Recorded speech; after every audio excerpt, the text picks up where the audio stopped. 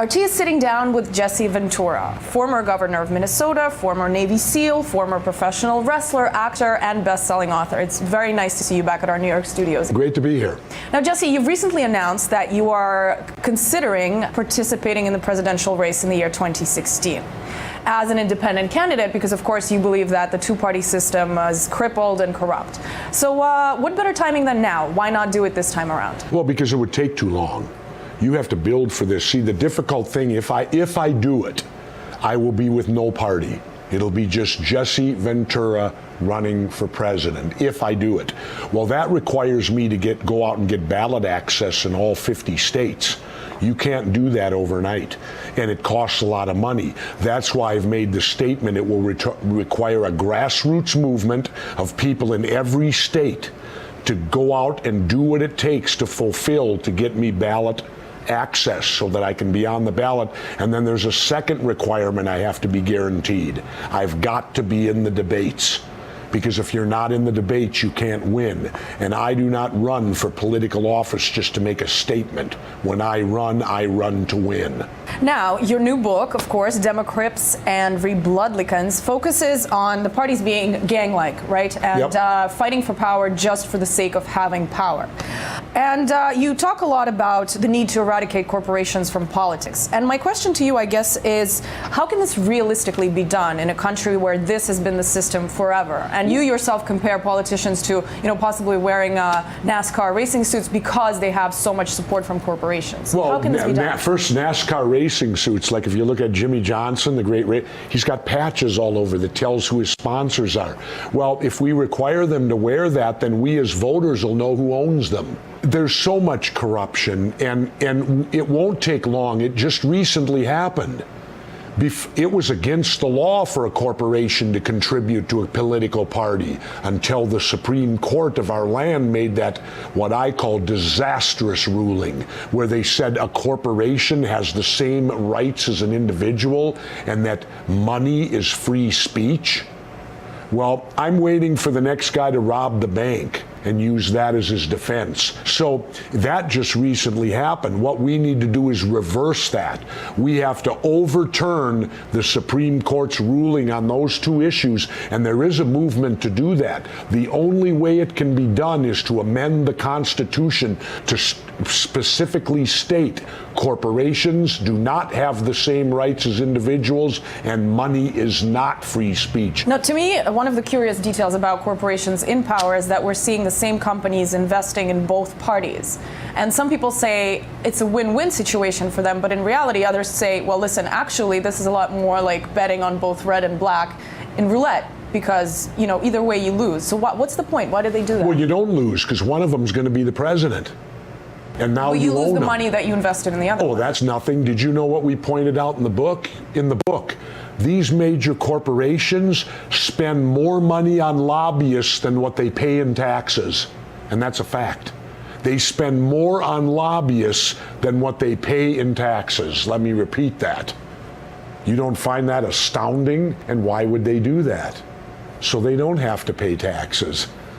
And so, like GE 2 years ago, they made $14 billion. Not only did they not pay taxes, they got subsidies from the government. That's obscene.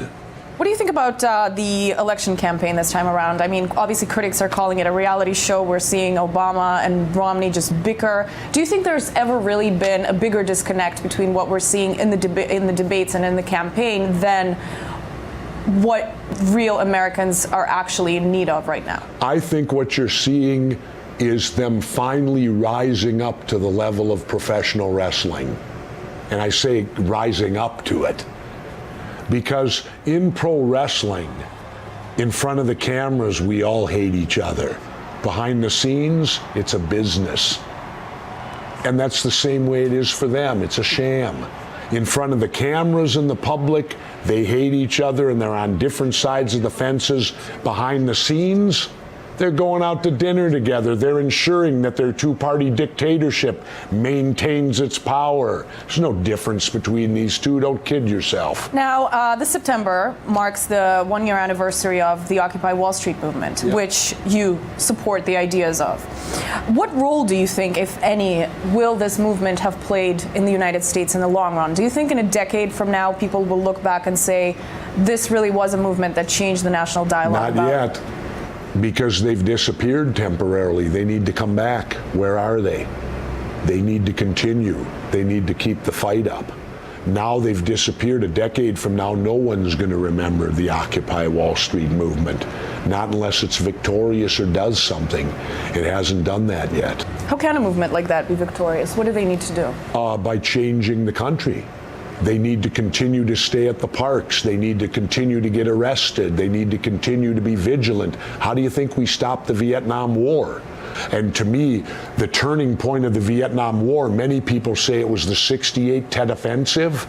That was huge, but I don't believe that was the real turning point for America. I believe the turning point of the Vietnam War was when the 4 students were killed at Kent State. Because all of a sudden, the public, the general public went back and said, wait a minute, we're even killing people in our own country now because of this war. I hate to say it, but it's going to require something of that magnitude for the Wall Street movement to truly have an impact and get to the psyche of mainstream America. I would ask you about the way the U.S. treats elections abroad while actually really drowning in electoral process flaws here at home. Why this double standard? There's always a double standard. There was a double standard on the Wall Street protests. While we're busy pepper spraying them and running them off with dogs, we're heralding the protests over in the Middle East. Oh, ain't this lovely? Go, go, go. We're like cheerleaders over there, while at the same time here, we're squashing down our own protesters. The height of hypocrisy. Elections the same way. We want to bring democracy all over the world, and we don't even have it here anymore. Because the 2 gangs pick your president. Mitt Romney was picked 4 years ago. You know how I know that? He wasn't picked at the convention. They knew 4 years ago. You know how I know that? Because when Obama won, right after Obama won, you started seeing these mass advertisements on TV about Mormons. Do you recall those? Where they'd show a person who was a fireman or a teacher, and they'd show all these attributes of how wonderful they were. And remember, the person would look at the camera in the end and say, and I'm a Mormon. Well, they were preparing us. So you think, considering you say started preparing 4 years ago, he's going to be the next U.S. president? No. Why so much effort for somebody who won't? Because he's the Republicans' main man. He's the one on the pedestal right now. John McCain was 4 years ago. George W. Bush was the 8 years prior to that. You know what I find interesting about the Republican convention? They didn't mention one word about Bush and Cheney. How do you ignore a president and vice president who a mere 3.5 years ago served for 8 years? It's like, oh boy. You know why? They don't want to identify with the true culprits who killed our economy. They're selling the people now saying we're going to fix the economy. Well, this is the same party that ruined it. After all, from 00 to 06, Bush not only was in the White House, he had a Republican House and a Republican Senate. So he had anything he wanted to do rubber stamped. The Republicans caused this economy to fail. Barack Obama inherited it. You're obviously an advocate for eradicating the institution of the Electoral College in the United States, right? Because every vote has to count. This is a system that's not applied anywhere else in the world. It's not applied to any other election in the United States. When you run for governor, the most vote. How can this be done? Easy. If we're seeing rotating chairs between Democrats, Republicans, they're obviously not interested in changing that system. The people have to demand it. The people have to demand it. Well, there are a lot of things that people demand that they don't. Well, they have to be persistent and truly demand it. They have to threaten to vote them out of office. You got to threaten. If you don't change the Electoral College, you won't be sitting there next year. That's the only way they respond. It's the threat that they could lose their job. You think the American people could really get worked up enough about the Electoral College when they have all these other things going on they need to deal with? Difficult, but you know, the Electoral College was good when they put it in. You know why? You had to travel by horseback to Washington. That's why it was there. It's the only election like that in this country. I've been a mayor. He who gets the most votes wins. Governor, Congress, Senate. Jesse, the Syrian crisis. The conflict has been gripping really the world for over a year and a half now. What kind of role, if any, should the United States be playing in this whole conflict? And if you were president, what would you do? None. It's their business. What about the whole idea of the United States trying to help out the Syrian people who have the right to stand up against their government? That's up to the Syrian people. So as U.S. president, you would... I'd stay out of all of it. It's not my business. And if they don't like us, they'd get no foreign aid.